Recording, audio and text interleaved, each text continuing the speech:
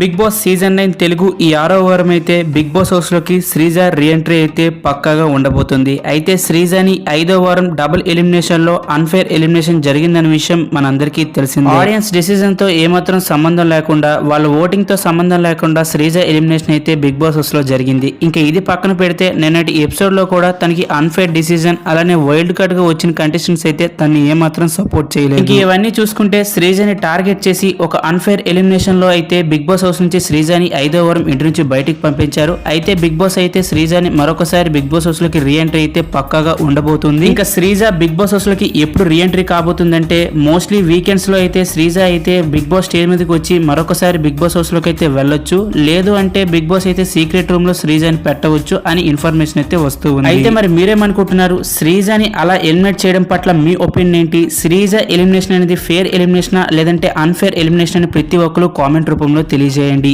ఈ వీడియో అనేది big boss team వరకు రీచ్ అయితే శ్రీజ అనేది మరొకసారి బిగ్ బాస్ హౌస్ లోకి వెళ్లే అవకాశాలు అయితే ఎక్కువగా ఉంటాయి. అలానే ఇలాంటి బిగ్ బాస్ ఫ్యాంటాస్టిక్ అప్డేట్స్ కోసం ఇప్పుడే మన ఛానల్ సబ్స్క్రైబ్ చేసుకుని పక్కనే ఉన్న బెల్ ఐకాన్ అయితే ఆన్ లో పెట్టుకోండి. బిగ్ బాస్ సంబంధించిన ఎటువంటి అప్డేట్స్ అయినా మన ఛానల్ ముందుగానే వీడియోస్ పోస్ట్ చేస్తాం. Thank you for watching. Have a nice day.